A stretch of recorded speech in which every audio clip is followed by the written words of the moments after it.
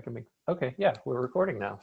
I'm Jeff, that's Sam, and there's a person hidden under a quarantine slash Carmen San Diego. COVID slash bandit, I don't know what, mask. The hat was for fun, but the mask is because I want to be safe. And also because I like neckerchiefs. Well, we were talking before we recorded and saying that I was saying before we start recording, it might be safer for us all to wear masks depending on what the topic of conversation is going to lead to today. We know that yeah, very few people watch these, and then maybe we'll get canceled like Stefan Molyneux or something. YouTube can ban Just us. as long as we all agree that none of us can get famous. Yeah. We can get infamous. Famous. There's no, I mean, I can't even imagine a scenario where I would get famous. He's trying, look at him. I can't think of anything. My politeness is too low, I'm too offensive, and no one can understand me. That's what it takes to get famous in this culture. Is it? Oh, okay. You've got at least two of them, maybe one, maybe two. Chest lettuce. For Andrew. Yeah. I'll keep, this is actually what I thought. I did it as a bit just to be funny, but then probably wasn't that funny. But then I also thought it would cover up my chest lettuce. For one of the many Discord Andrews, they are legion. Anyone that even started this is turned off already. Let's start talking about subjects. Man, your guys' hair looks so much better than mine. I'm getting self-conscious. I didn't even shower or anything this morning. That's gross. You guys have like almost the exact same hairdo, both of you. You're even part on the same side. It's reverse. Oh, I'm looking at a mirrored version of myself, so maybe we do part on the same side. I feel like I'm looking at a mirrored version of myself too, Jeff. Well, since I'm neither of your screens, we should start to get interesting before people click on a different video. But yeah. Okay, so yeah, what we wanted to talk about, this was initiated because Luke wanted to talk about the Joe Rogan James Lindsay podcast that recently went up like yesterday. Yep. Mm-hmm. It was one of those podcasts that is almost like I was talking to my wife the other day about, because we've been talking about the state of the world and what's going on and different things quite a bit. And I was saying to her that really, because Jordan Peterson came back out with that video, and I was saying it would be nice to have, he's one of the few people out there that I can even think of that that I would even care what they have to say about diagnosing what's going on. And then this podcast came out with James Lindsay, and I had kind of forgotten about him. I've told some people about him recently because I do think he's really good on critical theory. And I was just like, oh man, no, this will be good. This is almost like the podcast I didn't even know that I needed. And my podcast and YouTube intake has been really low lately because I've been doing other things, but I did watch that one and it was substantial. It's 3 hours long. So I thought there was at least a couple points that I thought would be really good to talk about from it, but there's many good things to talk about. Do we want to try something that we've never tried before, but we've talked about, playing clips of that conversation and then commenting on them?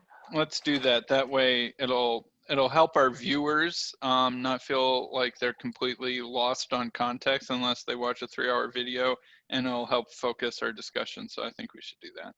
And it will start to slowly, and because this will start to slowly just rob Paul of his viewers, which is what we talked about, like we wanted to do. Is there a particular timestamp you wanted me to start on, Luke? Let's do that early one. So that was let me look. What was it? Do you remember what it was exactly? 25 it was or so. The George Floyd in clip culture. That clip illustration that he used, I thought was really I'll start with that one. interesting. All right, let me see if I can share this, and hopefully it will work. Oh, can I preface it with something? Sure. Because this is one of the things. So I was telling a friend that I was sharing this video with, that I agree with James Lindsay on a lot of what he says, and I think it's very good. However, and I don't know this for sure because, like I said, I haven't specifically read the Postmodernists, but I think one of the things that many people often get wrong about the Postmodernists, or I assume that they do, I think that they miss a lot of the nuance of what he's saying. And what's interesting to me about this clip and what James says is I think it's actually proving a lot of the points that the Postmodernists make. But I just don't think that it, but we can talk about how I think that all plays out after we watch it. But. All right, I'll start it up and you just tell me when to stop it.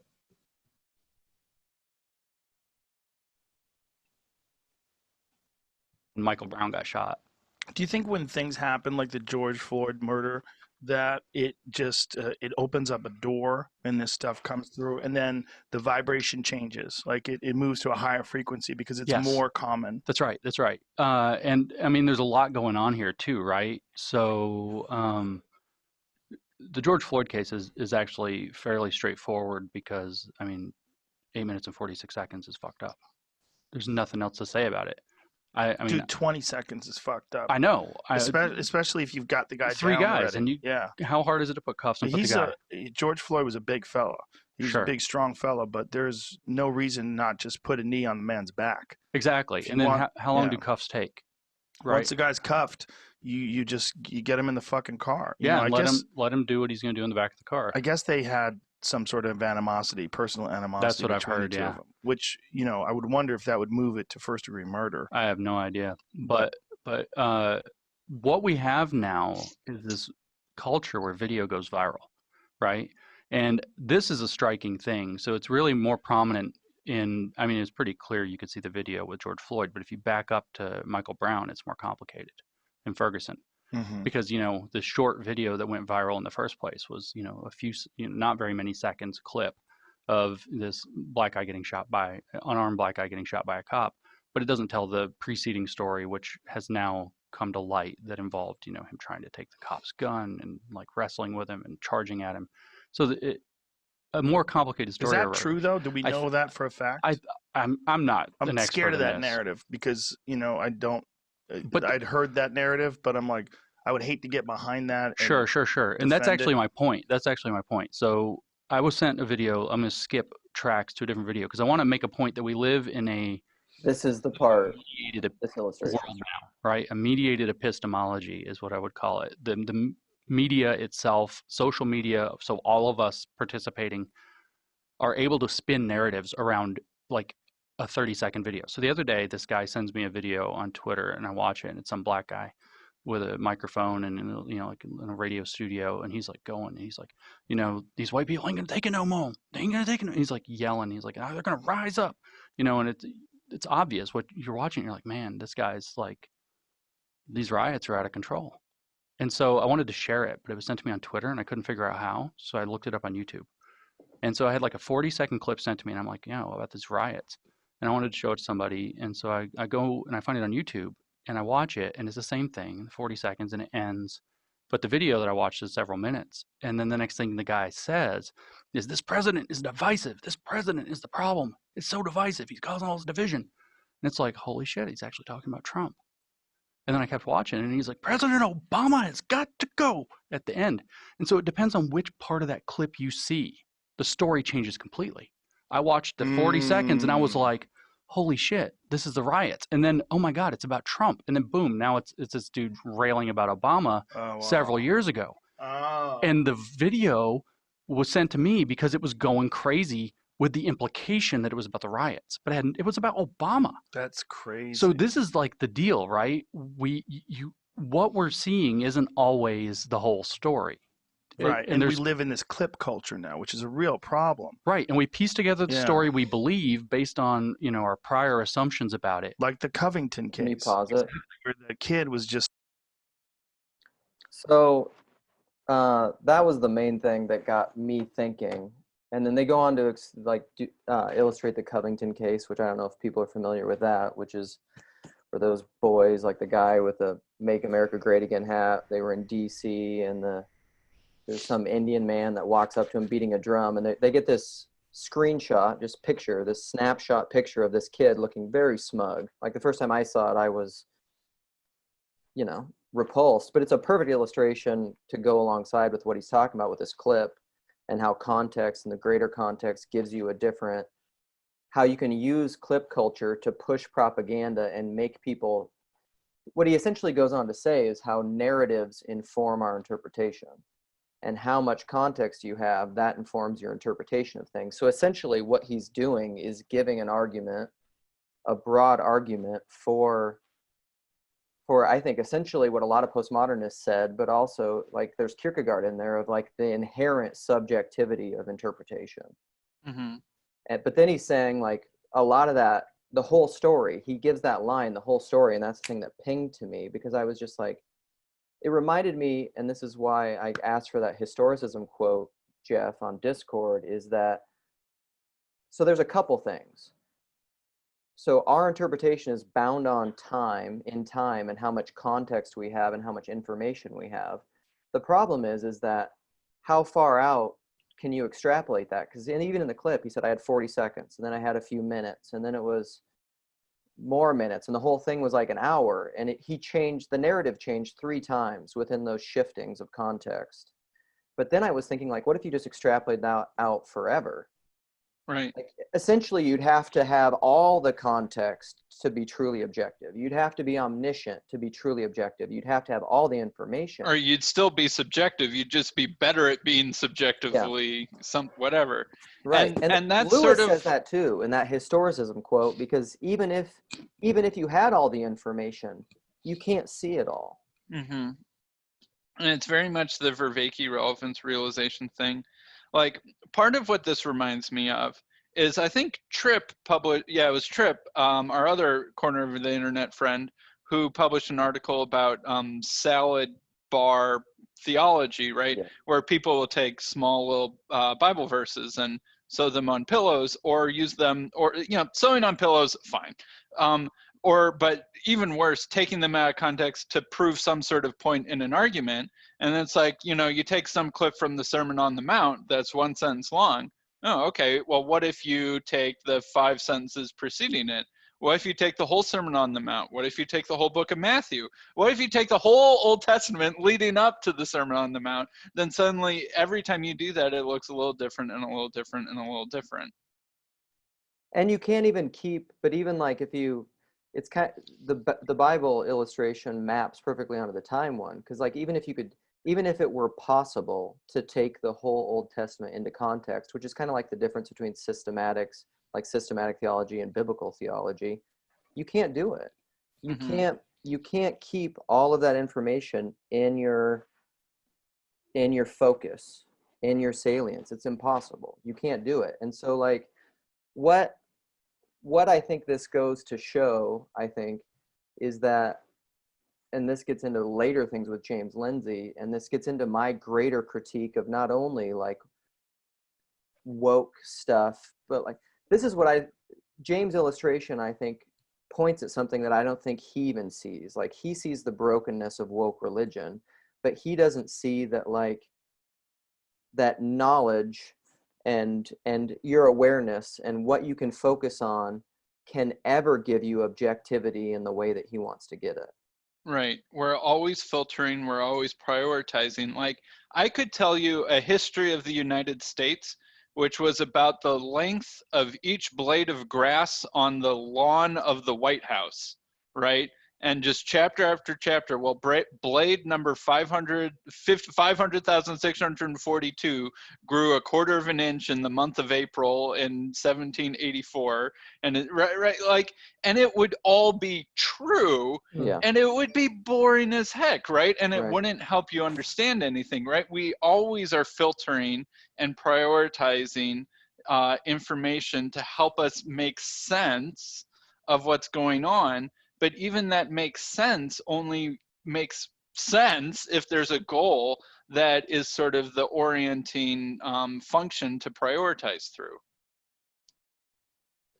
Yeah, that blade of grass thing, Lewis's point, when you think about that, it could go even further. It could go infinitely further, right? You could say, here was the length of every blade of grass for this nanosecond back in, 1883 on the White House lawn. And just for that nanosecond, here's what the length was. But if you Right. shift into another period, into another moment in time, it could be different. It probably was different. So this, I don't know if you guys remember this point. Jeff, you got far enough to hear him talk about this. They brought up a few different points. And it's a true point. It's true, is that they said the problem with this whole woke thing is it's fundamentally like deconstructionist at its core. And they gave the illustration, they said like some brick wall or some great brick building that took like tens of years to build, and like you can rip it down in a day.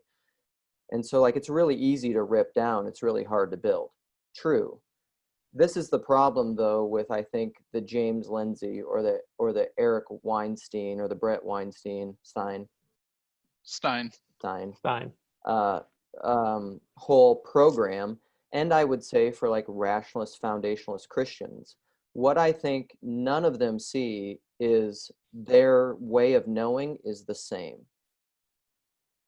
The way that they think they know things is the same.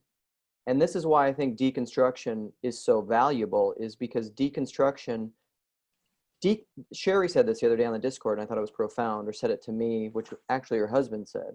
You can only deconstruct something that's constructed. And if your belief is constructed, it's not the kind of belief that I think is the kind of belief we're called to have. And so like this is what is, so there's a few things that are frustrating to me about the conversation, is that I mean, there's a lot of good things. I'm really glad he's out there and he's speaking and he's telling people about these things. Whether or not they have ears to hear it is a whole nother issue, because like he was saying, he's been rejected by a lot of people, and religion binds and blinds, you know? And so a true woke religion is going to be blinding to people, and people are going to be incapable of seeing the truths that he's saying. But even if they see it, I'm afraid that until people begin to deal with the deeper underlying issue, which is like the whole way of knowing is wrong, it will just resurface later in a different instantiation. Until you deal with that spiritual problem, it will just remanifest in a different form. I think that what is right about postmodernism is that there is no view from nowhere, right?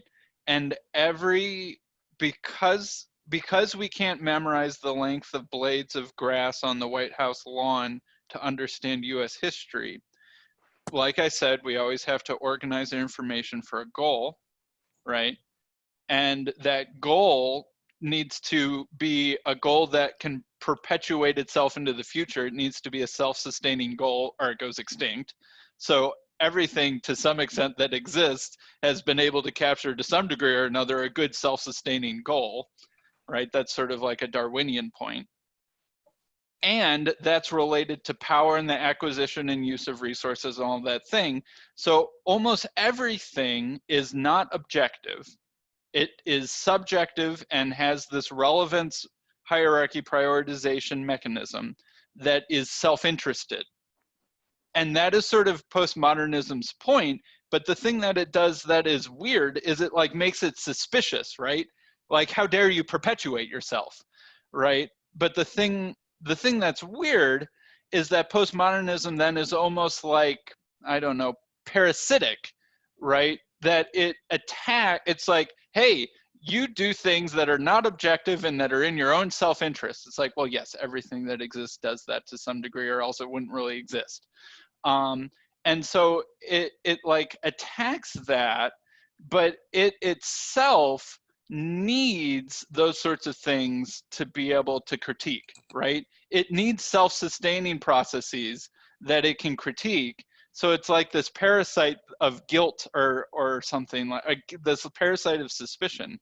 I don't know if that makes sense, or if that's really connected to what I think it is connected to what you were saying, Luke. And this is where I'm like, I do think that we can bridge each other. No, and I do think that makes sense, and I think it's true, and I think James Lindsay makes a lot of those points in his thing. But I think when and this, I'm not a PhD in philosophy, and I'm not like really great with postmodernism. So I mean, I could be wrong about this, obviously. But I think when postmodernism does the thing that woke religion has done, though, and turns to be, and this happens all the time in religious Christian circles. Like, I mean, I see it all the time in like deconstruction stories within Christianity. When you then turn deconstruction against the system, because essentially this is what happens in Christian deconstruction stories, is like, I was oppressed by this religious system, this religious structure, and it had these systems of power that abused me.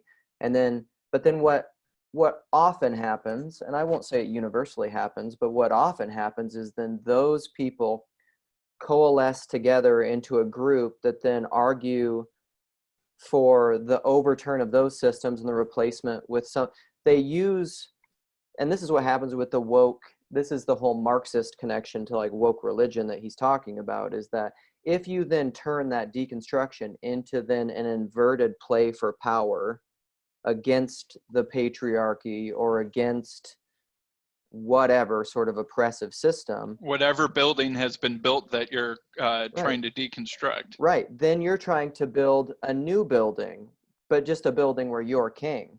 But then you're no longer playing what I would say is the honest postmodern critique.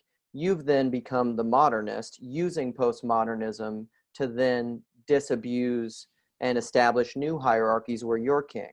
And then there's nothing ironic. that will prevent the process from happening to you once you've done that. Yes, unless everybody stops playing that game.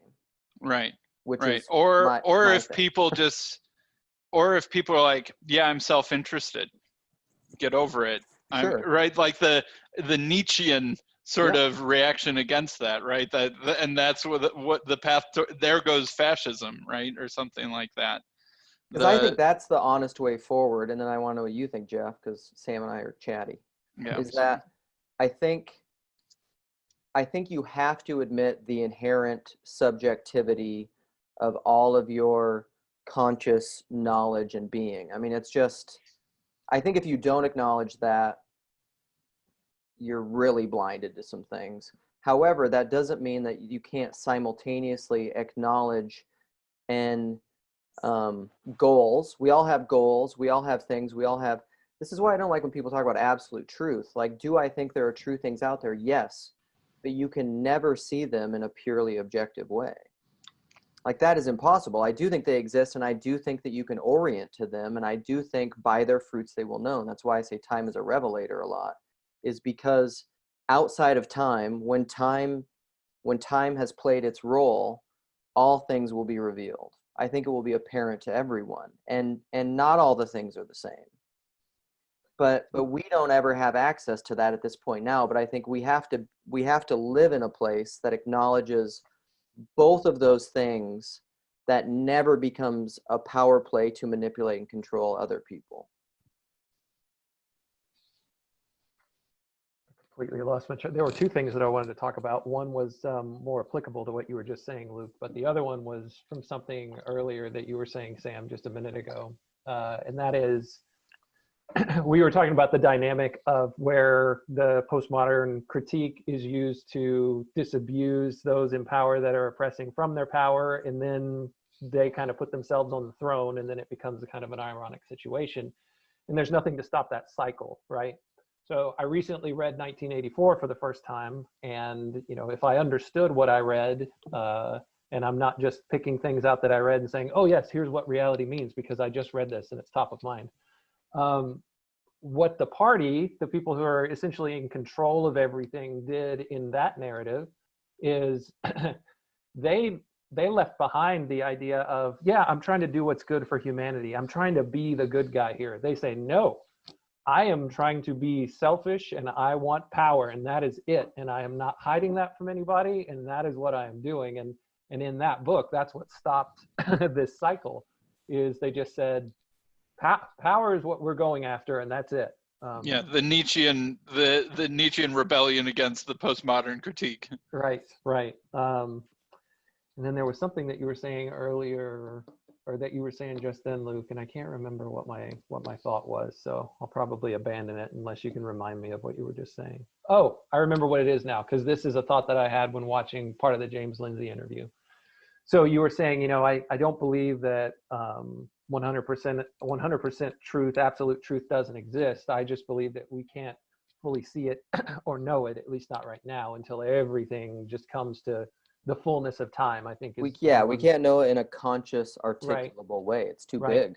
And I think the problems that we run into, and even James Lindsay and the Brett Weinsteins of the world can run into, is when we start to totalize our view, right?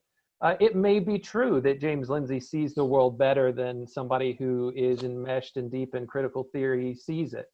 Maybe that's true. It's probably true if I'm giving my cards away, right?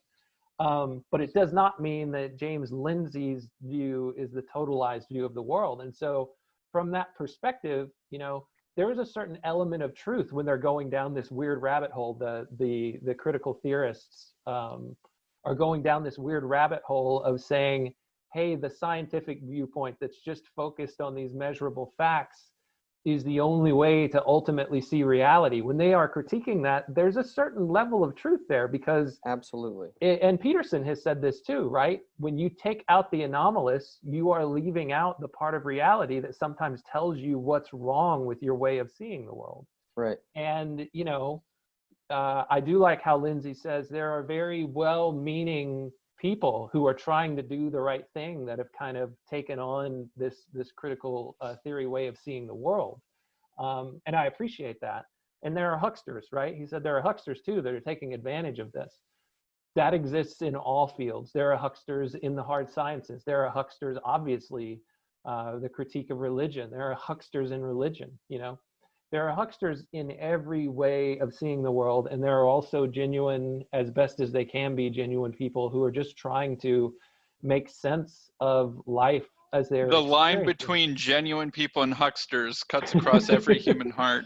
That's right. Absolutely. That's right. And just my last point on this that I was thinking about as I was listening to the conversation earlier today is, you know, this critical theory, a lot of people I think are adopting it or are wading into it because it's the best way that they can find to try to articulate their experience of reality. And so, you know, I'm a little shy to really harshly criticize anyone that I don't see as a clear huckster that's operating, you know, in these circles, to think, man, I know some really good-hearted people, some people that I care about, some people that I admire, who are starting to get caught up in this because it's the best tool that they've been able to find so far. Right. If And they they're- stay there and they start idolizing it and putting it at the top of the hierarchy and saying, this is it, this is a way of seeing the world, that's gonna fail. That fails when we do that with everything. As soon as you start to make something the thing that's at the top of the hierarchy, it can't hold under the weight. It falls apart, it erodes, it decays, and it will disappoint you, and it will cause you a lot of pain. And this is why the metric for me is always, when you take your ideas and you start to impose them on other people and want to control other people and use violence to control other people, that's the line for me. Like, you can't do that. You can have your own opinions. That is like the fundamental line of schism and division, is that, like, if we can't agree, I will then either force you to agree with me or fight you, which happens in churches and outside of churches. This is what intersectionality is about. You can't do that. Like, that is when you fundamentally devolved into like worldly systems of power and control versus the way that Christ showed us. And it's fundamentally anti-Christian. So let's see here. So I'm going to try and keep this thought. I feel like I have a big thought baby, and I'm going to try and keep this as small and brief as I can. So I feel like something like Eric Weinstein talks a lot about, man, we need to do physics and we just need to get a little bit further, and then we'll have the source code in our hands. And then, whew, man, once we get that, then, you know, sky's the limit, baby. And it's not like there isn't some truth to that, but I think the thing that, and this is funny because this is why I think the divide between physics and evolutionary biology is, which is interestingly the divide between the scientific interest of Eric and Brett Weinstein is. So it's like we're playing chess, except we don't entirely know the rules, right? And chess has two things. There are the rules of chess, and then there's the strategy of chess, right? The rules of chess is there's 64 squares, kings can do this, rooks can do this, etc., right? And the rules are pretty simple. But the rules and the strategy, the connection between those two things isn't obvious. It's not like once you know the rules, oh, I know the rules, therefore, by mathematical proof, the best strategy is this. No, we still don't know the best strategy for chess, right? You know, chess masters are continually getting better. Computers are getting better at, you know, there's this arms race of chess strategy, and it seems like this bottomless possibility frontier of better and better chess strategy, even though the rules are finite, right? And so Weird. Yes. Infinite and infinity at the same Yes. time, finite and infinite? Weird. So what I think physics is basically trying to reverse engineer the rules of this game that we're in. And in that case, Eric is kind of right. I'm not saying that there aren't physical laws that give structure to reality. But imagine that we figured them out and that they weren't actually all that complicated once we got to them. So it's like, okay, so what, right? You know the rules of chess. What's the strategy of chess? And that's what evolutionary biology studies is. What's the strategy of being an organism that's alive, right? Why are polar bears white? Well, it's related to the laws of physics, but polar bears are white so that seals don't see them creeping up on them, right? It's the language of telos and the language of purpose, right? And it's not the language of mathematical equations when you're trying to explain why polar bears are white. Yeah, you can say some stuff, well, white is this color and snow is this color, and you know, eyes work this way, so white's harder to see, right? There's some physics there, but there's also like the final cause, like the Aristotelian hierarchy of causes that is above and beyond that. So what and how this, all right, that's part of the thought, baby. Connecting this back. So science needs to be embedded within a larger institution that is, and a larger civilization, you could even say, that's self-interested in some respect, that's able to self-sustain itself, and that has goals and purposes so that when it figures out new laws of physics, it has something that it wants to use them for, right? Oh, we know how to split an atom, now we can develop nuclear bombs to annihilate our enemies or develop nuclear power plants to power our cities, right? Yeah. Yes, the laws of physics help us do something, but we also have purposes that we can accomplish when we understand physics better.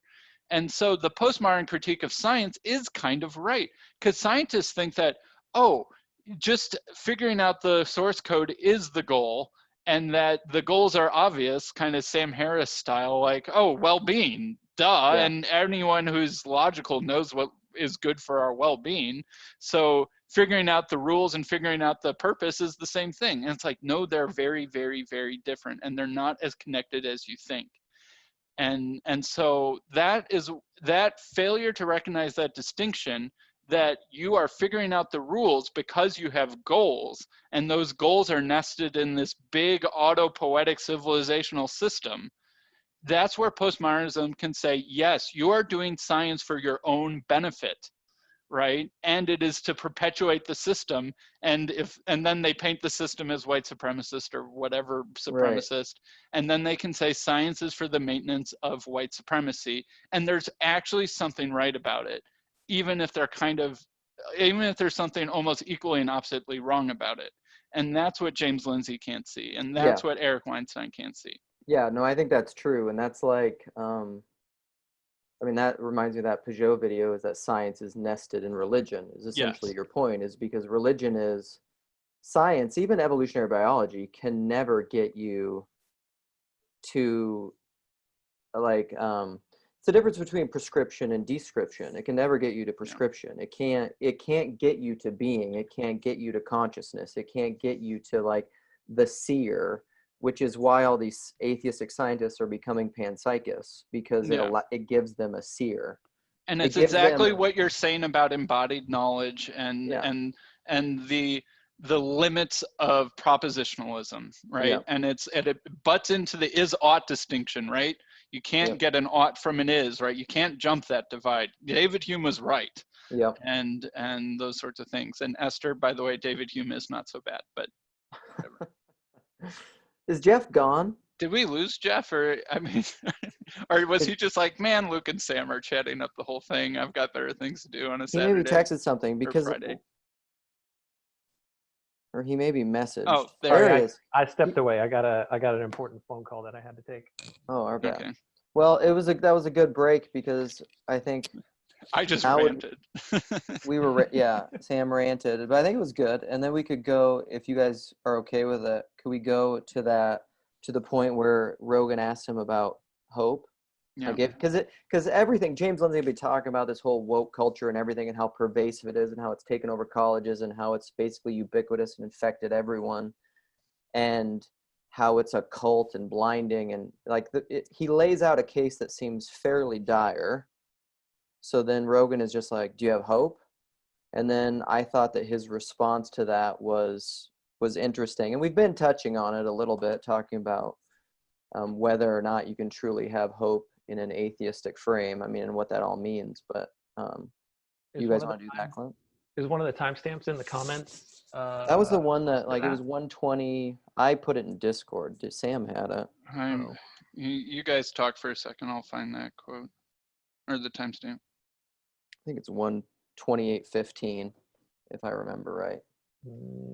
Our little timestamper here in the comments doesn't have that specific spot. I can pick something close to it. I think that's what I picked in Discord, though.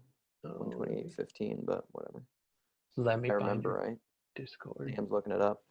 And I think it's an interesting, I don't know, that's a really interesting point, is that you got, that I think, so like, there's a lot of groups, and this gets back to like what I was saying earlier of whether or not it's Christian, whether or not it's secular, whether or not it's anything. There's a deeper way that all of those different groups, there's a deeper spirit that I think just has different instantiations that say different things. Like science is the way we know things. The Bible is the way we know things. Exegesis is the way we know things. Reason is the way we know things. Logic, whatever. There's all these different people that claim this thing, but there's a deeper spirit under that, which is like what I call the egoic intellect, the worship of the intellect. Thinking, it's essentially the gospel of smarter people. Like if we just had smarter people that knew the facts better, and this is why I wanted to play that specific clip, is that like for both Eric Weinstein and Brett Weinstein, I think, and Rogan, all those, every modernist that's out there, Christians too, they would just cage it a little differently, but modernist Christians would say the same thing.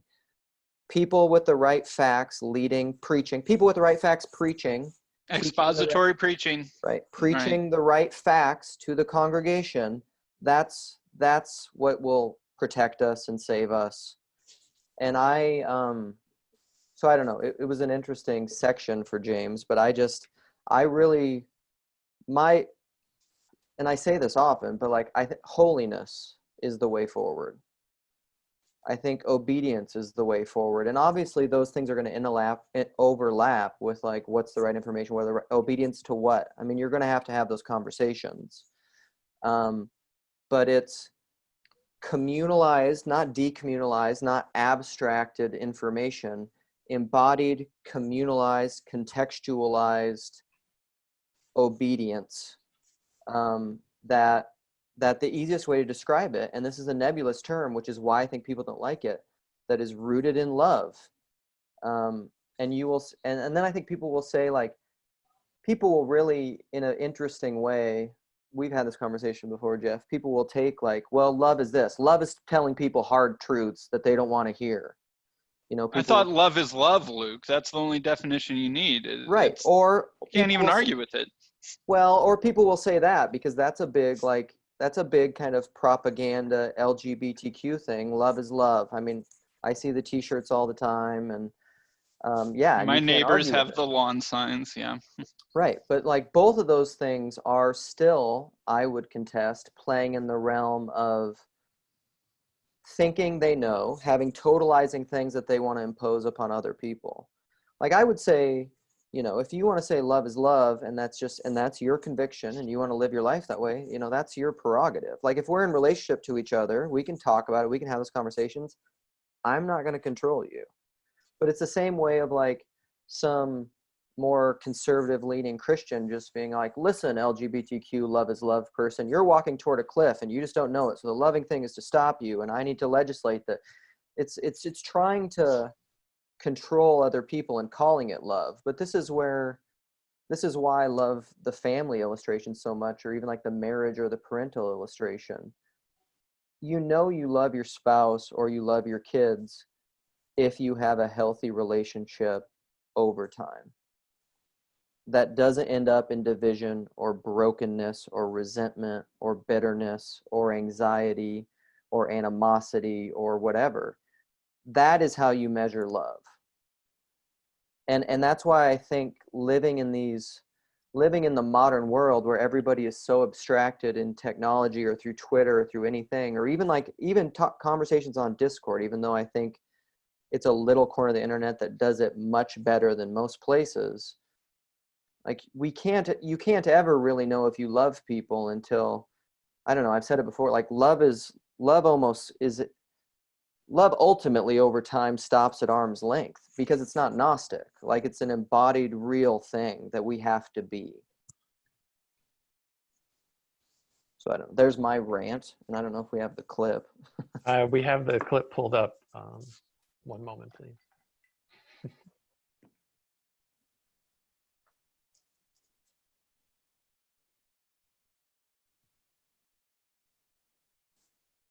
So Do you have hope? I always have hope. You do? I mean, I am actually naively optimistic generally. I don't really, it's more like this. It's not even that. No. I don't have time for people who are pessimistic whiners. Even if this is the fucking end of the world, I'm not going to act like it is. I'm not giving up. If these people guillotine me in the end, then fine. But I see no value in saying, oh, it's hopeless. Right? So I'm an atheist. We talked about that. And I would have actually said that last year, if I was writing my memoir, it was finding faith. I don't have faith in God. It didn't happen. Sorry, Christian friends. It just didn't happen. But there is the ability to have faith in that if you do the work, and that if you get yourself organized and you put your effort in on a program that can actually achieve a result, that you can. Again, like jiu-jitsu is a really great example. I mean, everybody who trains jiu-jitsu gets humbled. But the deal is, if you go to a qualified jiu-jitsu instructor, whether it's a Gracie, whether it's, one of these other, there's lots of them now that are really good. They have a program that you can have faith in because it reliably produces black belts who can basically kill everybody, right? And so you can have faith, like you're going to go and for years you're going to suck, you're going to get choked out, you're going to get you're going to get beat by, you're going to be a purple belt and get choked by a white belt who got a good move on you at some point. Pause, Jeff. Unless we really care about jujitsu. Jiu-jitsu. No, well, what I was going to say quickly is I think and you guys tell me if this is what you're hearing, but what he's essentially saying is, I have faith in things that work over time. He's calling it a program, but he's saying jiu-jitsu works. Jiu-jitsu does this. He's essentially saying, by your fruits you will be known. I mean, that's what he's essentially saying. And so he has faith in programs that work over time. The problem, if only we had a program that helped build civilizations and give people hope and substance for their lives and community that's, say, a couple thousand years old. I wish we had something like that we could. Well, that's kind of Tom Holland's point, right? I mean, right? Isn't that what Tom Holland's book is about, essentially? And this is like, I don't know. So I don't know if you guys have thoughts on that, but I think he's right about that. Like, it's true. But the problem is like, I don't know how that, and I agree with him too, that he says, I have no time for whiners. Like, that's true. Like, you can just sit there and critique and be really negative about stuff. What are you doing? My wife has a little, like, picture of a thing that and it's a mantra we try to tell our kids all the time, like act as hard as you complain. Like if you're just complaining, we just shut them down. We have like coin jars now, and they just start complaining. I just take coins out until they just stop. And I'm just like, keep going. We're just, which I'm sure is probably exasperating them. But I don't quite exactly do that. But isn't there a verse in the Bible about that? Right. Don't take it out of context, Jeff. I gotta read the whole Bible to know what it means. So I don't know. That was the main thing that I wanted to say about what he was saying there, which is true, which isn't, I mean, and we'll get into like whether or not it's legitimate to have hope outside of, because that's the thing too. And I think Andreas said this on the Discord. Hope for what? Hope to what? Hope for what? For you? Till when? Till you die? Hope for the rest of this gets into like Lewis and the space trilogy and the abolition of man. Hope for the promulgation of the species? Yeah. Why? Even if it looks like that's what happened in the space trilogy. Even if it looks completely different than what we know as the species right now. Right. Like if it's just an AI version of some faint echo of humanity. Mm-hmm. Yeah. Or transhumanism. That's what the hope is for. Decapitated head with cords running to it that's drooling. Yeah. But it's a super mind. Right. Hope for whom, hope for when, and hope for what Right. are three huge questions that he doesn't seem to have anything of an answer for, or even tools to come up with an answer. Yeah. He's got one hope tool. for better jujitsu players. Yeah. So. Okay, so what are we hoping for? So as to not just critique. Yes. Yeah, what's Taking our your solution coins. instead of complaining? Well, yeah. I think so. Even in this community, something that I can get, I mean, I have my hobby horses that I beat on a lot. But really, like, what I've been trying to articulate this thing and what I think is wrong with religion and with James Lindsay is that deeper knowledge piece that like, if you don't change the way that you see and understand knowledge, that simultaneously, that acknowledges that rightful critique of postmodernity and our inherent subjectivity, but also can orient toward the good, even though you can't see it purely and objectively. That's just the knowledge intellectual piece. But I also think, kind of like N.T. Wright wrote that article a while back, but like the Epistemology of Love.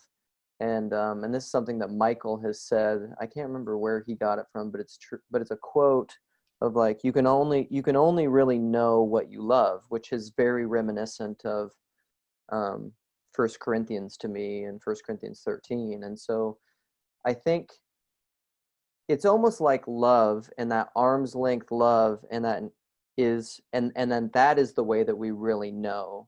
But if one is known by God, he's loved by God. Like all that stuff is almost like our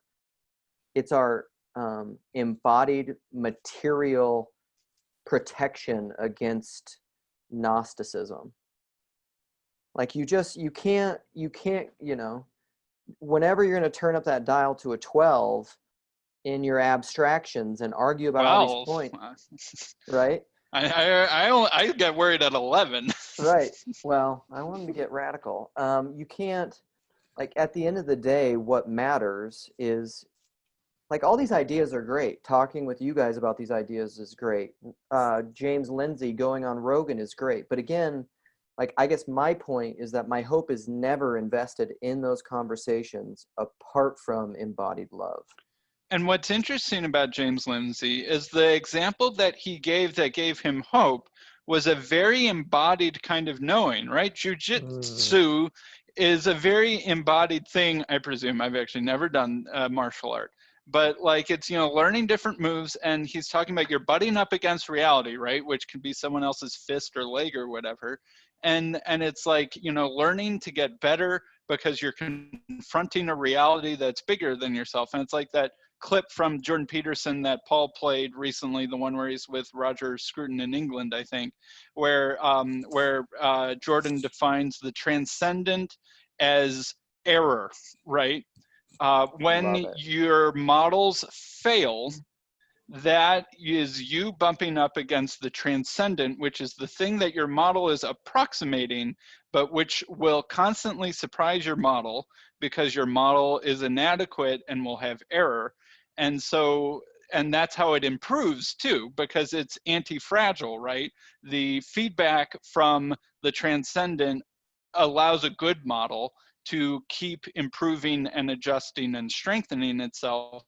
Just like your model of embodied jujitsu moves gets better the more you get beat up and learn from that feedback. Yeah, and that's been my biggest, what you just said is true. And James Lindsay, I think, exactly says that exact thing. Like, you bump into reality and you can't get away from it. And it reminds me of that Philip K. Dick quote, which Voth, God rest his soul, rest in peace, always told me, like, he just told me I need to read the book. Because I just quote Philip K. Dick. I didn't actually read the book. But it's, reality is that which even when you stop believing in it doesn't go away. You know, which is true. And so that's part of James Lindsay's hope, which I think is a right hope.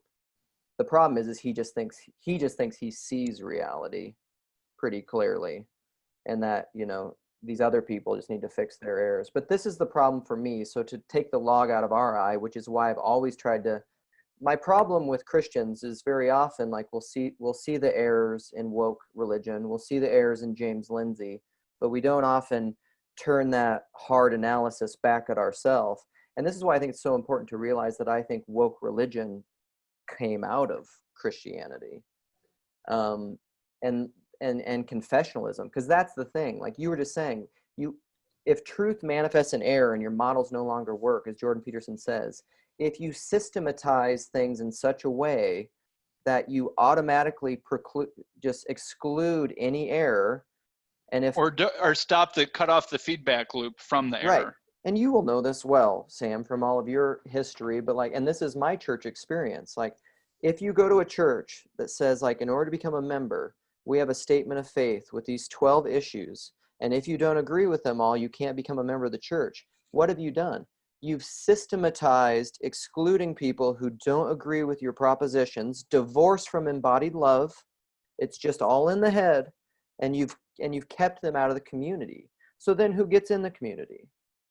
People who do agree with them, people who don't understand them but respect the institution enough to say, well, I trust you guys, so I'll go along with that. Yep. And it has a huge problem with grifting, because you can say, yes, I believe that, right? I can't go inside your head to see if you're lying or not. Right. Right. And so, and that has always been my critique of Christianity, what I've called confessionalism, is that woke religion is downstream of confessionalism. And that's what bothers me so much about Christians, is that Christians will lament woke religion, not realizing they largely created it. Mm-hmm. So, yeah, I have another small thought, baby. This is smaller than the last one, I think.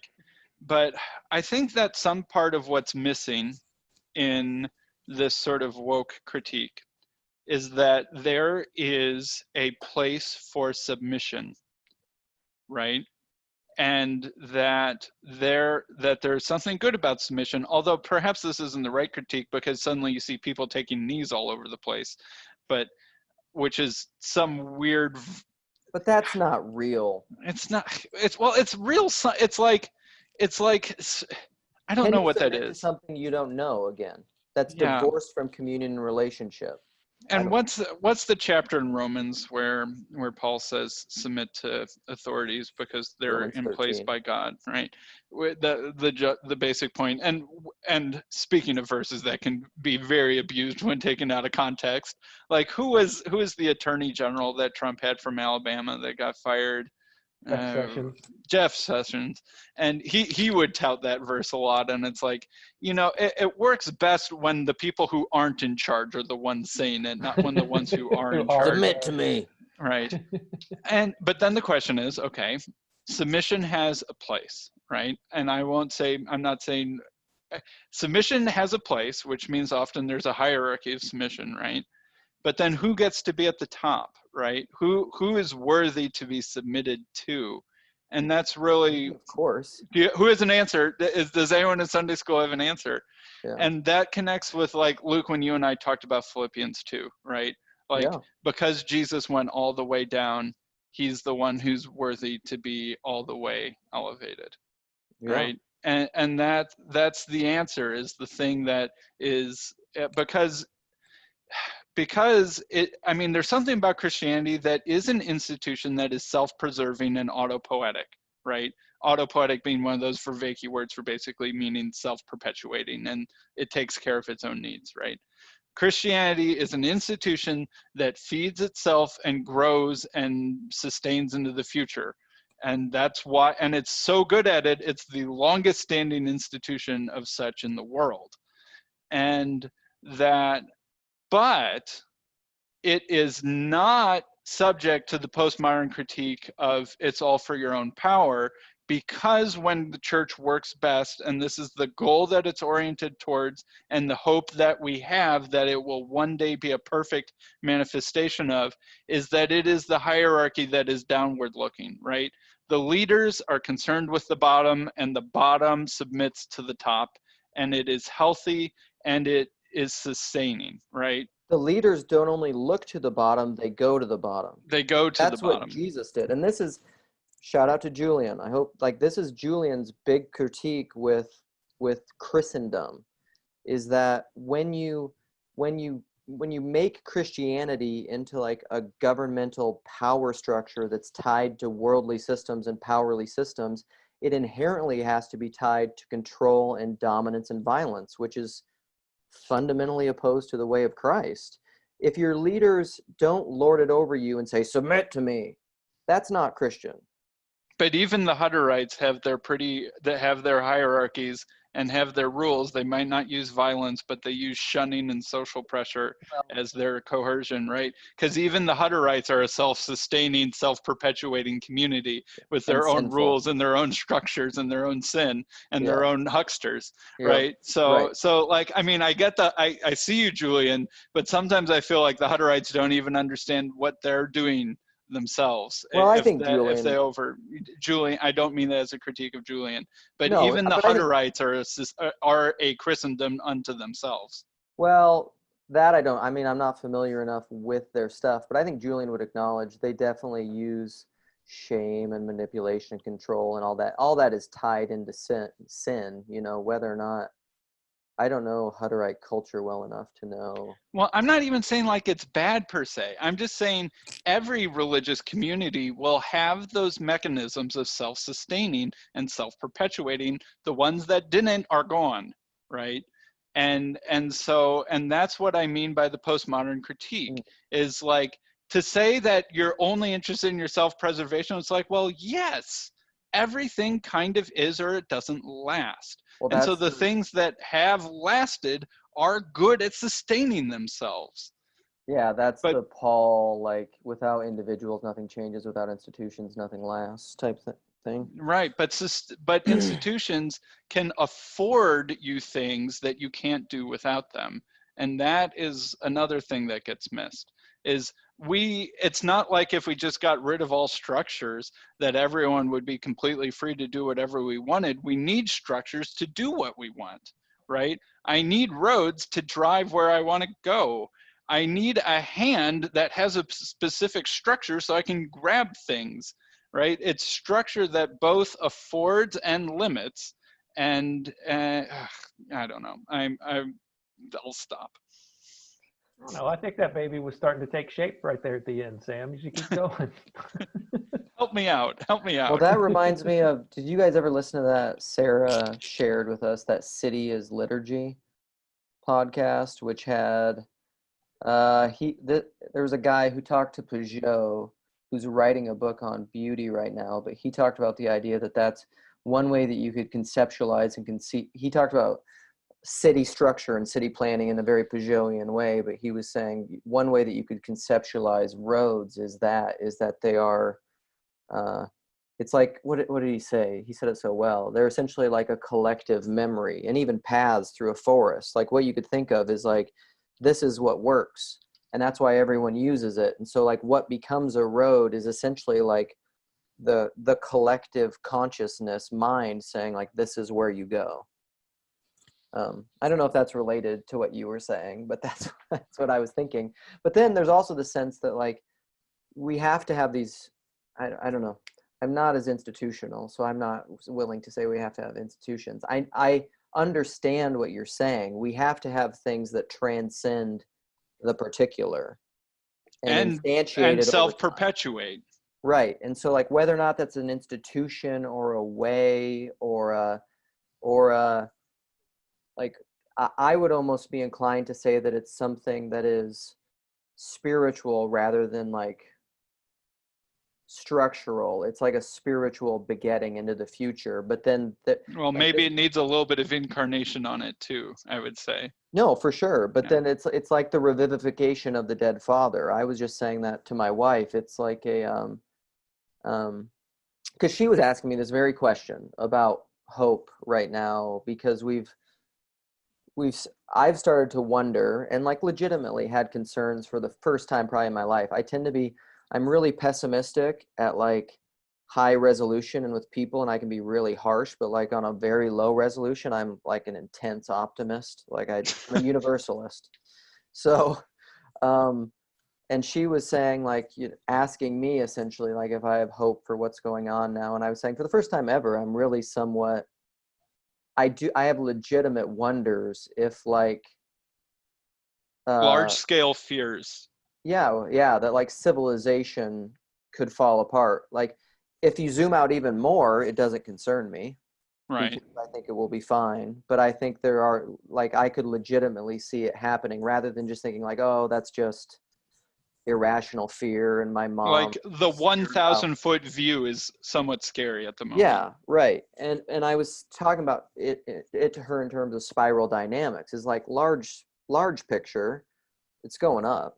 But like we might be on the end of a circle that's like collapsing in on itself. And so from our perspective, like looks like, and so all that to say you need this revivification. So like even in, revivifying the dead father, Peterson. So like even in my own life, there is a sense in which I am revivified in my son.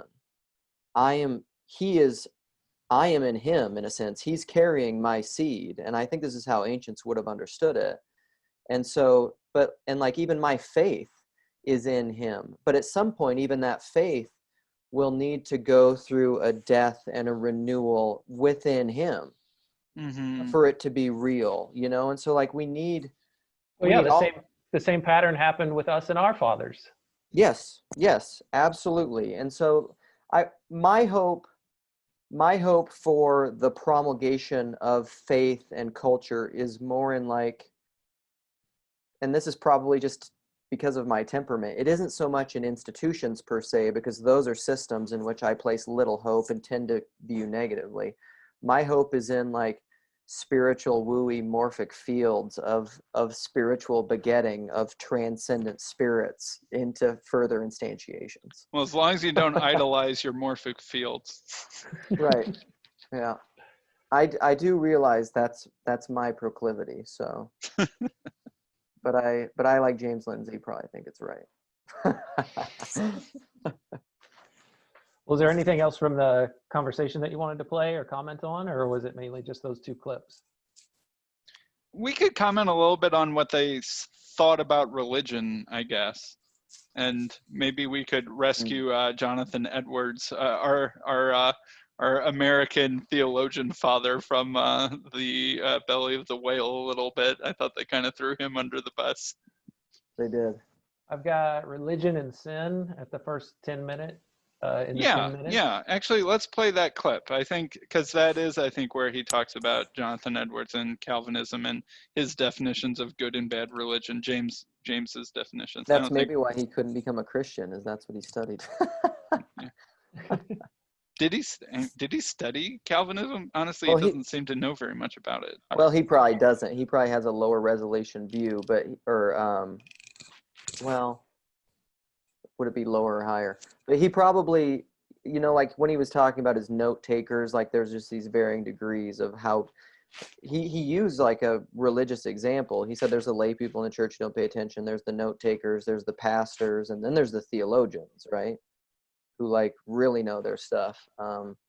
I doubt that he has studied, I mean, who knows? He grew up Catholic. Like, I don't know to what degree he studied it, but like, yeah,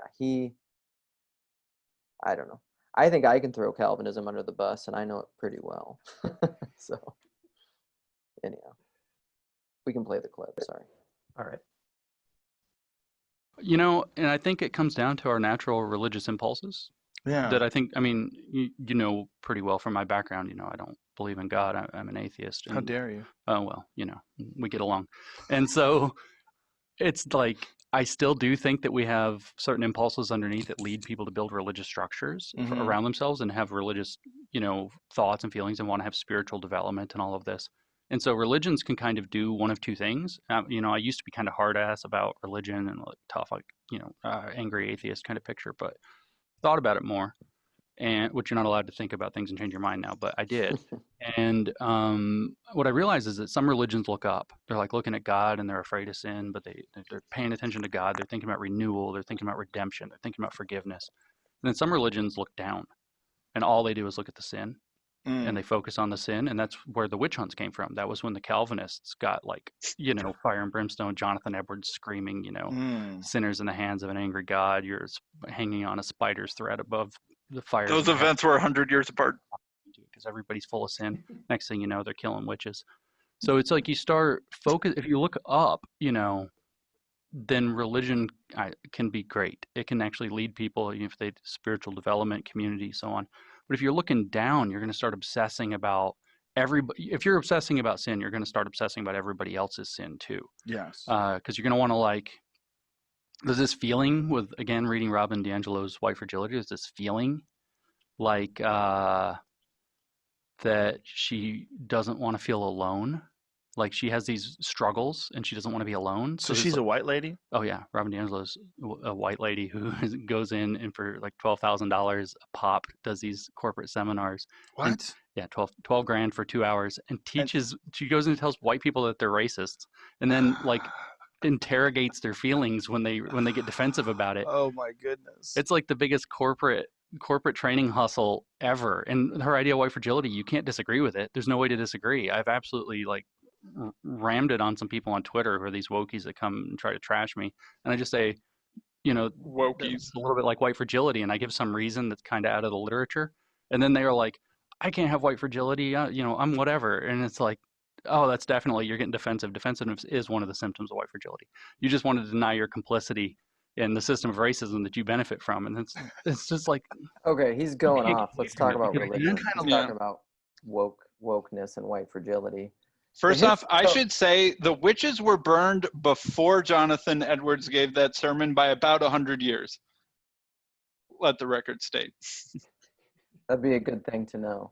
But to his point, I don't know how within American religious history, like Protestant or Calvinism though was, I mean, it's really like that sermon is obviously huge and it's connected with Jonathan Edwards for sure, but it's not like it didn't exist before the witch burning. Right. And so, all right. So Sinners in the Hands of an Angry God was in 1741, and I believe the witches were burned in like 1690. So 50 years. Good thing to know. So here's where I will say, like, this is where I think kind of like what Brett Sockold was saying and what I call like Trinitarian communication is that he's saying positively, he's saying true things. Like if you just, he cages it as like looking up and looking down, but like this is where it's hard to talk about because I agree and I disagree with him. So like overly focusing on sin and like a browbeating culture where, and I do think this is inherent within certain streams of Calvinism and Augustinianism, streams downstream of Augustine. From what I know of Augustine, he wasn't this exactly, but like there are tributaries that above or below. There are streams downstream of him where there are people that are so focused on sin. This was my church culture for most of my adult life, was so focused on sin that it's just like, that love to put out these verses, like all your best deeds are as filthy rags, and no matter what you do, it's sin. Like, it's essentially like, don't even try, it's sinning. Like you can't do good. No one does good. No, not one. Quoting those kinds of verses all the time. Like they come in my mind because I've been very well catechized in these verses.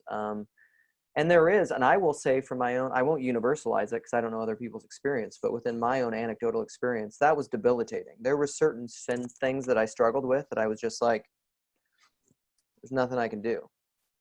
Like everything I do is sin, and there's no good. And so it put me in a state of almost existential despair. And that is unhealthy, and I think that will lead you on not only, it probably depends on your temperament, but self witch hunts in addition to witch hunting. Like, he's not wrong about that. So I'll say that I think that a good religion does both well and connects them together. Right? You could have a religion that was so heavenly minded that it's no earthly good, right? We've all heard that criticism before. Charlie quoted that to me. Right? And you can have, I hear what you're saying, Luke, and he's probably right. There are times where the Puritans were maybe a little bit too behavior sin policey at various times in their history. Because I always talk about the history of Unitarianism, Unitarianism in the US came within Puritanism. It came from within New England congregational Puritanism. In New England, not that long after Sins in the Hands of an Angry God. And one of the things, it reversed a lot of theological switches, right? The Trinity being one of them. But one of the switches that it also reversed was Calvinism. And in fact, if there was one thing that the early New England Unitarians hated worse than the Trinity, it was Calvinism. And the church I grew up in was very anti-Calvinist, and actually most biblical Unitarians to this day are still very anti-Calvinist. Strangely, I've kind of drifted a little bit, maybe back in the direction of Calvin wasn't so bad, and they have some points. It's Paul's fault. It's Paul's fault. Yeah, that was true before Paul. But I think that the Puritans, I think that the Puritans get slandered a lot, and that Puritanism is a pejorative word, and that the Puritans were extremely hopeful, right? All of this American optimism that we are the manifest destiny of the world that's going to be the city on the hill and bring the good down from heaven and restore it here on earth, that also comes from Puritanism. And, well, I would also say that the Universalists also came from Calvinists too, and Puritans too. But they gave us everything. They did give us everything. Like, we have no idea how much debt we owe the Puritans, and we just blame them for some bad things. But a lot of the good things, and even in wokeness that they still hold on to, are direct family descendants from the New England Puritans. And the one last thing, and I think Jeff needs to talk more, is that a lot of the Great Awakenings in the U.S., right? Like, and Jonathan Edwards was one of the lead preachers in the Great Awakening of the early 1700s. A lot of the way that awakenings start is a renewed conviction of sin, right? That is often like step number one of an awakening, is that people had not been aware of their sin for a while, and that, I think there's some truth to total depravity. Not like, that's a loaded word. There's some truth to telling people, hey, there really is something wrong with you. And that lingering feeling that you have inside yourself, that loathes yourself, that's disappointed in yourself, that is true. That is right. And it is so deep in you that it is in the very fiber of your being. And while that sounds very critical, it's also something that I think basically everyone knows, and that when they get told it and they get explained it, there's something deeply relieving, like getting properly diagnosed for a disease that you know that you have, that the doctors haven't been describing correctly, and finally you get the diagnosis that explains it, and you're like, oh my goodness, thank goodness. And it's like a weird thing to get the proper diagnosis. And so, and what's Paul's thing? Sin, deliverance, gratitude. Sin, it's a Dutch Calvinist thing, right? The first step of a revival is a renewed appreciation of your own sinfulness. And what's going on now with this woke thing is something like a weird perverted version of a reawakening of your own sinfulness, right? For white people. Crap. And that's why it has this revivalist feel. Okay, I want to say something quick, and I'll be brief. I pass the baton to Jeff. But I know. But here's the thing, and this goes back to an early point that we said. That conviction of sin must come from the person. It can't come from outside. If you try to force it from the outside, it's no longer Christian. You can talk about it from the outside. It has to come from the individual, though. It's an awakening of an own genuine self-felt awareness and sinfulness. And if you just tell someone that they should feel bad from the outside, that's wokeness, which also happened within the religious tradition. It's the browbeating. Say these words. You have to say these words, and you have to mean it, and you have to feel it. You can't manufacture it. If it doesn't come from the individual, which is where the postmodernists and Kierkegaard are right, it's not genuine, and it's not real, no matter how much the bigger abstracted truth is true. Well, two things. One thing that I thought of when you were talking, Sam, is, we're going to pull down heaven. We're very hopeful. I think of something that Paul has said. I don't think he coined it, but I can't remember where he got it from. But when you pull down heaven, when you pull down heaven, you pull up hell with it for people who hate cats. Like, you can't pull down heaven while at the same time pulling hell up, because and I don't know if Paul said this or not, but this is an idea that I've been thinking about, is your view of heaven there are obstacles between what you see as heavenly and how we get there. And the obstacles that are there are typically embodied by people, right? There are powers and principalities that are in the way and that are problems that need to be resolved, but they're usually embodied in human form. And so, I gotta move this mic. Can you guys hear me any better now? Okay. So yeah, when you pull down heaven, you pull up hell with it. And the way that you pull up hell is, the only way to get you to change or to not be my obstacle anymore is ultimately, if I can't talk you into it, like Peterson says, talking is the next level before that level that leads to violence, right? And so, yeah, but I was killing that person to try to bring heaven on earth. So that's just one thought. And the other thought is something that I've observed just growing up in churches, is the broader point that James Lindsay, I think, was making about religion and comparing it to critical theorists, and he brought up Robin DiAngelo, was that there is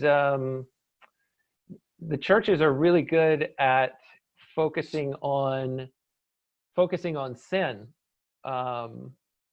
and what I've noticed in churches is, sorry, I'm trying to piece all this together. What I've noticed in churches is there will be a particular sin that they focus on, not this broader concept of all sin matters, all sin is important, all sin is in there, but they hyper focus, at least the churches that I've been involved in, is there's a particular sin that's more pernicious than others, and that's what they hammer away at. And it also gay sin matters. Well, yeah. Abortion matters. But it also happens to align with something that's very hot in the culture at the moment. There's a cultural fever around something in particular. And then the churches that I've been in have been very good at focusing in on, this is the sin that we have to pay particular attention to, and that we have to root out, that we have to make sure that we denounce, that we have to make sure that we call out, because we're at a moment in history where this one is going to sink us if we don't eradicate it, if we don't get rid of it. And so I can see Lindsay's point there of, and I like what you said about it, Luke. There's more to it than that, and I liked what you said about it, Sam, is like the churches are doing a good job when they can kind of balance those things, right?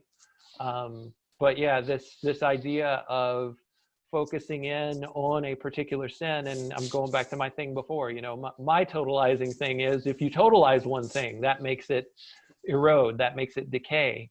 And if you're totalizing one particular sin, no matter which one it is, 100 years from now, it might be gluttony. We need to really, the one sin that we need to focus on is people who say there's one sin we need to focus on. There you go. That one. That's going to be it after this video. But I don't know where I'm going with all this, but those were just some of the thoughts that were swimming around in my head when you guys were talking. Yeah, no, and I think that's a good point. I just want to just clarify for the people that I think I'm a flaming lefty heretic. I actually would say that I would affirm that your sin is worse than you've ever thought it was. It's worse than you've ever thought of it, no matter how bad you've thought of it. I think that's true. I guess my specific point of issue with that is whether or not that's forced upon you externally versus a genuine conviction rising from within, because one is coercive and manipulative and one is authentic. Right. Yeah. And that's what wokeness is kind of doing right now. It's taking advantage of that thing, that powerful experience that I described earlier of being properly becoming more fully aware of your own sinfulness is a very powerful spiritual experience, and is often the first step to even more profound ones, right? And the wokeness is like exploiting that and saying, therefore you must repent and you must kneel to me, right? Right. And it's sort of exploiting that, and it's forcing it. And it's also kind of like making all of these institutions and people within them do this weird genuflecting thing that also everyone kind of knows is BS, but like they're okay with it being BS because there's still something real about the fact that they're having to perform BS in service of this other person. And the fact that I can make you do BS to me shows that I'm in charge of you, right? It's very weird and perverted. But it's weird because they also believe it's true. Like, this is where that embedded kind of seriousness about sin and Puritanism and Calvinism is legit. They're just like, you're actually more racist than you ever know, and no matter what you do, it's racist. And they're like, oh, that's true. That's that overly sin-focused religious impulse just manifesting in a different situation. Yeah, and it's like what Jeff just said, that churches will often over-focus on one particular kind of sin, and it normally has some amount of truth, or it normally has some amount of relevance to the context to why to focus on that sin. And is racism a sin? Sure. Are we all racist? Yes. Is there something deeply fundamentally racist about the human heart? Yes, but that is also true of everyone, and it's true of all time. And I only know one cure for it, and it's the Sunday school answer. But it's like they're exploiting that, but they're called. It's not like racism is sin. It's now sin is racism, right? They're not exploiting that for your good. They're exploiting that to control you. Yeah. Maybe. So the hucksters, yes. There are genuine people who are not trying to exploit. Right. Yeah. And so the other thing that I want to say is, there are very genuine people too, Sam, that would say, well, Sam, if you're saying, but yes, I agree. I'm racist and I'm worse than I even know, but so is everybody else. There are some in this critical theory who would say, see, now though, that's a sign of your internalized white supremacy, because you can't see how your particular whiteness is I just had the thread and now I'm turning it into some kind of a pat version of what's being said. I completely lost it. But essentially, I think you guys know a little bit of what I'm trying to get at. And that's what's racist about it, is it's because it essentializes people's sinfulness based off of their skin color, ironically, right? Yeah. It makes a hierarchy of sinfulness based off of people's skin pigmentation, which is so bizarre. One other thing that I wanted to say really quickly is there was a podcast that Day from the Discord, who I've had a conversation with on Rando's now, called Cultural Exchange. He sent me a conversation that James Lindsay and Peter Boghossian had with some guy named O'Fallon. I think he's an evangelical Christian, but they were focused on critical theory and how, critical theory as an enemy has kind of brought together these two otherwise warring tribes, of atheists and Christians or people of faith, particularly, evangelical Christians, or those who have a focus on ideas, you know, and the best ideas are going to win the day. But anyway, in that conversation, James Lindsay talks about the idea of viewpoint epistemology and kind of how it is compared in critical theory. It's kind of compared to a color blindness. So they might say, for example, me as a straight white male can only see certain things about reality. But then if you bring in a straight white woman, well, she can see just a little bit more of the color spectrum than I can when you're doing like an analogy to actual vision. Did they say more or different? Well, more actually. Right. There's more of the color palette that can be seen because she can experience things in life that I haven't experienced, right?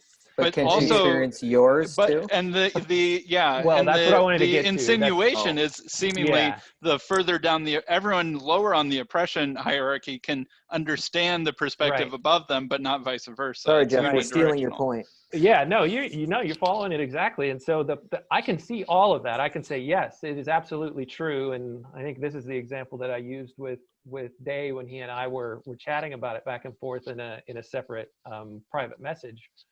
Is I said, you know, it is true that a black trans person who is attracted to someone, you know, erotically attracted to someone that has that has the same sexual organs as them, experiences a whole lot of reality that I never can experience firsthand. There is no way. I agree with that point 100%.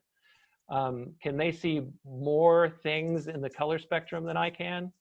Well, I would say they can see different things than I can, and they can see things that I will never see.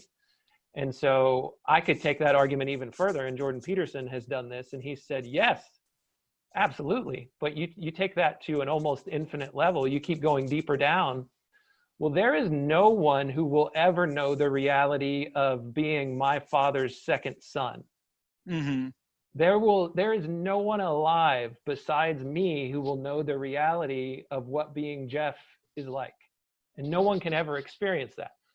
Does that mean that my experience can see more than someone else's? I would contend no, it does not. It just means that everyone's view is incomplete without everyone else. And Yeah, I you need think both. this would bring up a good subject that I think Luke will have some very good thoughts on, is what is language and what is language for, and how is language being manipulated in all this? Because, like, I think all of us as married guys will fully admit that there is something genuinely mysterious about how it is that women see the world that we just don't get.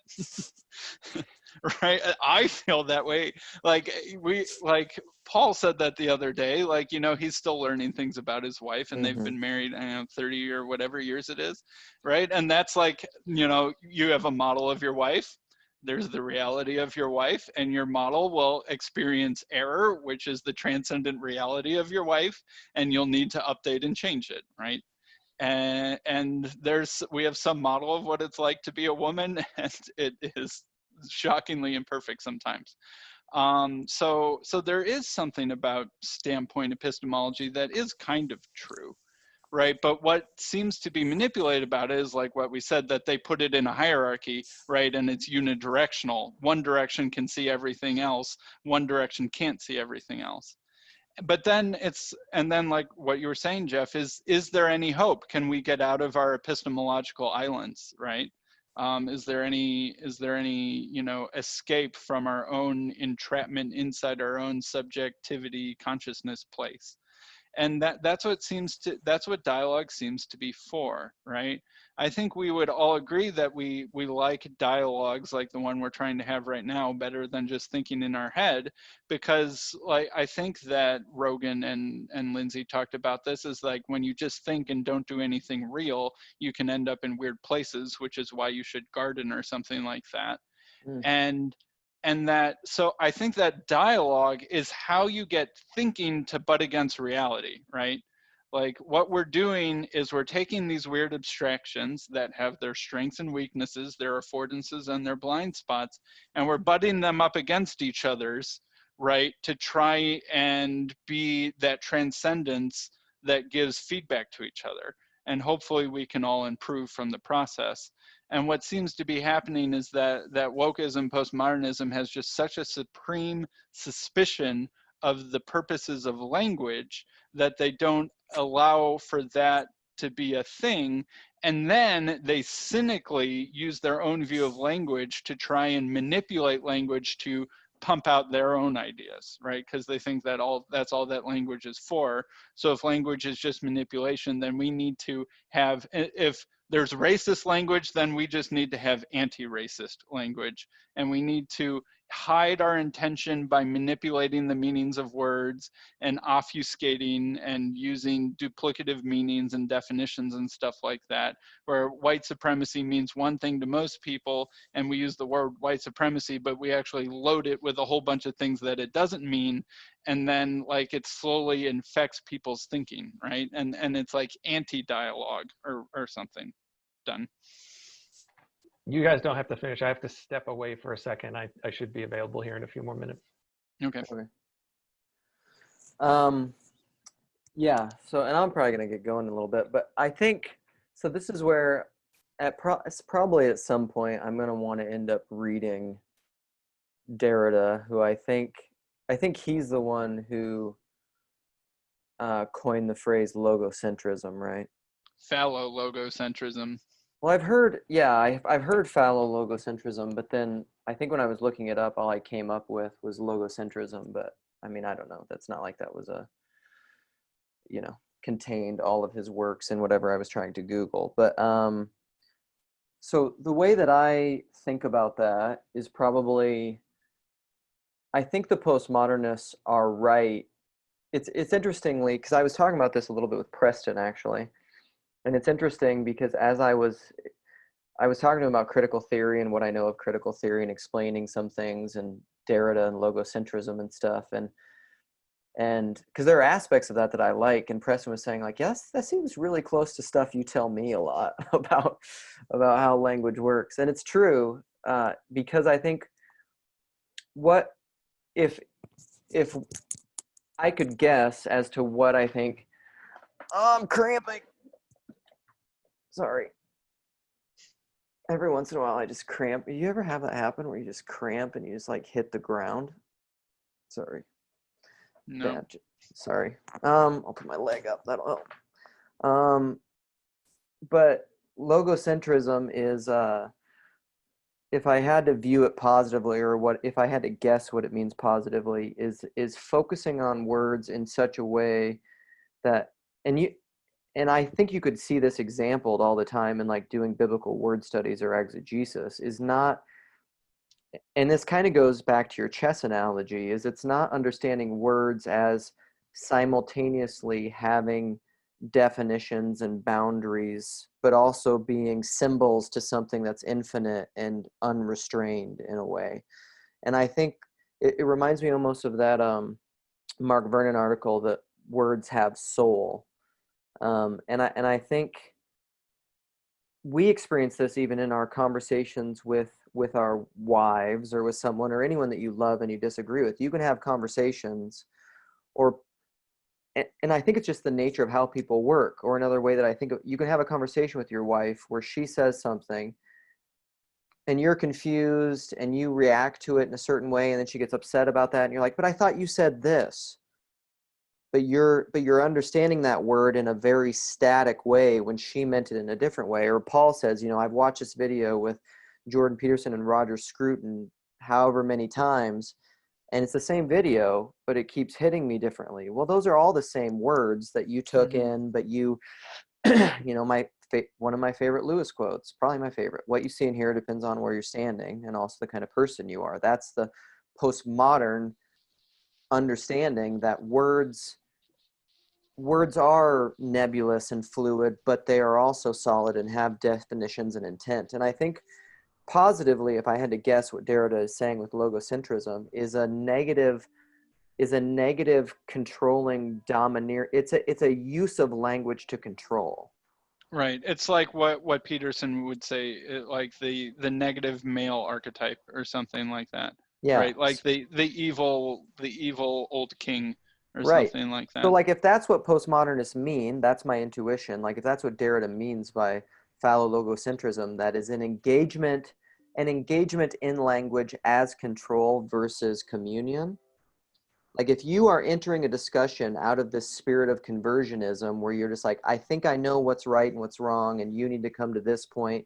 And if you're using your language in a negative way rhetorically to win, then I would say fundamentally you're not participating in what I would call logos, which is something that taps into that transcendent air producing thing.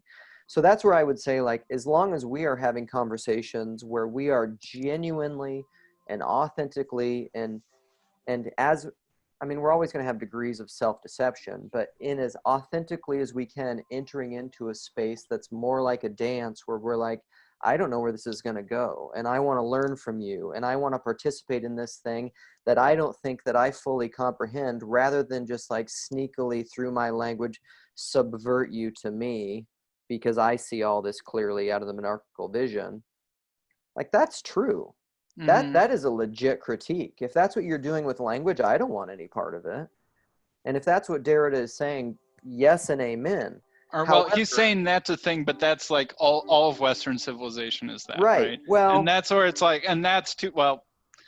And largely, largely I don't disagree with that. However, it's not completely true. There's even if I think that a lot of the intellectual bent of the West is logophallocentric, I do think that's true. It doesn't mean that there's not genuine love and genuine communion and genuine transcendence happening within that. It's actually why I think, I said this the other day to Paul in his comments, one of the big reasons why I think Paul's channel hasn't blown up to the degree that a lot of these IDW people's channels has blown up is because I think Paul is communion first, intellect second.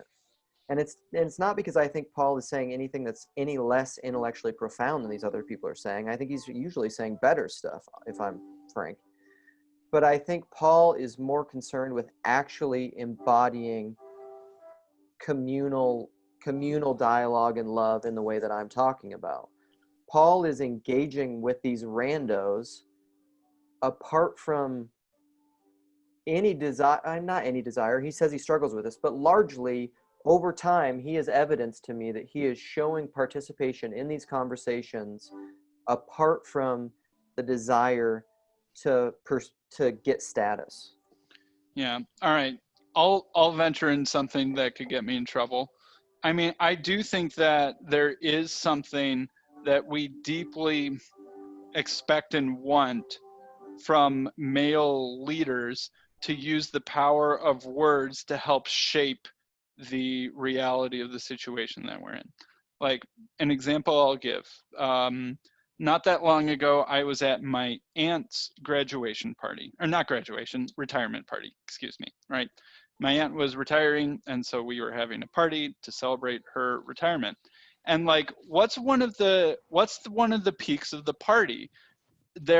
Everyone sort of expects there to be a speech and then everyone looks around, and so we find basically the oldest male there, my uncle, and everyone basically like looks at him, Pater Familias, your turn to speak into the situation so that we can all, and he gives a speech, saying nice things about my aunt and her retirement, and right, and that's like part of what needs to happen in the sacrament of that event for the thing to manifest itself. It's also why, like, one of the most satisfying scenes at the end of every Harry Potter book is when Harry goes and talks to Dumbledore, and Dumbledore explains what's been happening this whole time and sort of like, logoses the situation, right?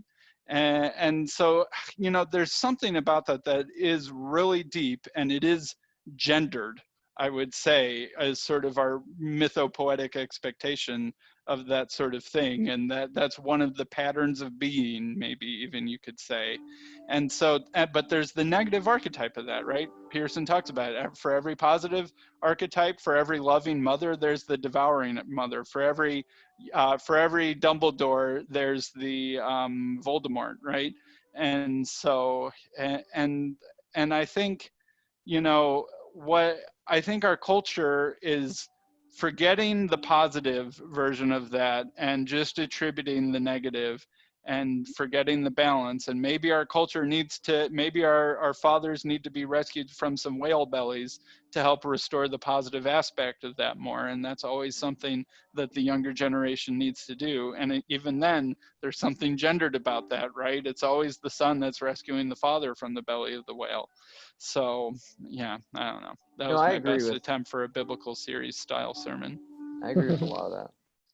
I think we have to wrap up here in just a couple of minutes, but I wanted to see if either of you had any closing thoughts or anything you wanted to say to assume that the world sees this video. Anything to say to give hope or what you think could make things better in, you know, maybe a minute or less. I think my short takeaway and last thing that I would say is something we've said, but I'd reiterate it, is that, and I think James Lindsay said this too, is that I think we need to enter into all of our interactions with people in good faith and not in a spirit of skepticism and negativity, but in charity, because it's not only the woke religious people that are skeptical of the patriarchy and whiteness and all these different, and each other, which is intersectionality, right? I mean, it's not only that spirit of skepticism is in them, it's in everybody. Like, it's in all our political discourse. I mean, it's very pervasive, I would say, in the further relationships get from you communally and in an embodied way, the easier it is to do that, I think. It's easier to demonize and be skeptical and whatever, but like, it's really hard to, like my wife, it's really hard for me to demonize and scapegoat her and live with her, because your image is constantly corrected and you have to love her and engage with her. So like, in whatever way that we can as Christians or just good people, I would say, try to be conscious all the time of whether or not, and this is me, you know, very same, of whether or not you're entering into a dialogue, entering into an actual conversation with, starting off with skepticism, because you're somewhat, I think, hosed at the beginning. Sam? Oh, I don't know. I like Luke, am more worried than I feel like I've almost ever been in my life for like the decades long perspective of things, let's say. Yeah. Right. And that I don't know what to do, and we're just three guys babbling on the internet, probably for the benefit of about 200 people. But I don't know what else we can do.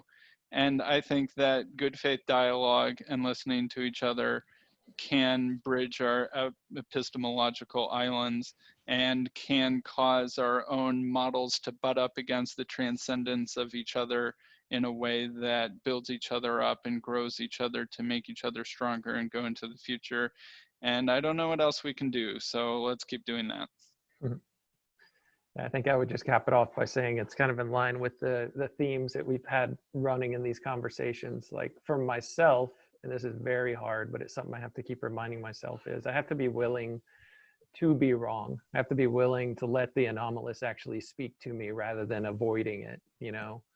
When it's something that I know is, I'm sure this is true. Therefore, if I hear this other thing that I know is false, I'm going to discount it, you know? I'm going to dismiss it out of hand. And that's my tendency. And I have to actually actively try to pause myself and those instincts to reel away and recoil from things that I have even maybe a disgust instinct for. You know, so, sometimes that's a good thing. I would say in most cases in what we consider civil society, that's not, for me, that's not an effective tool. It's probably an effective tool whenever it's sour milk, you know, that I'm detecting I probably do need to recoil from that and discuss to protect myself. But at the same time, sometimes there, you know, on a microbiological level, there might be some things and stuff that's bad for me that will make me stronger in the long run. But ultimately, you know, just the idea of certainly being willing to die to ideas that I have put too high on the hierarchy, that I have made the thing, and being willing to die to those ideas, even if they're what I've been using to make sense of the world. If there's something that is disrupting that model that will not be, I don't know what the right way of saying it is. It just won't go away. It just keeps showing up over and over again. I probably need to listen to that. I probably need to listen to the truth, if there is any, which I'm sure there's at least a little bit in there, and integrating it and incorporating it. So that's what I'm trying to do, and am not doing very well, but at least I hope that I'm doing it a little bit. Beautifully said. Good close. Well, it was good talking to you guys. I don't know if we want to say here whether or not we want to share this. Are we in agreement that we're okay? All right. I'm good. I forgot to put my mask on to veil my identity, so I You guess can I'm cut still out- okay with. You can cut out the first 2 minutes where just people are just going to stop listening. No, I'm not editing anything. That's how we get rid of that's how we filter out the people who would probably go after us. Yeah, have the first couple minutes be boring and personal. It's like, or somebody looks at how long this video is and they're just like, oh, I'm not going to sit through all that just to maybe find something. I'll give it a very clickbaity title though, so Nice. maybe we'll draw Good. people in. I'm really excited for our clip art or Our thumbnail. All right, thumbnail. I'm stopping recording now.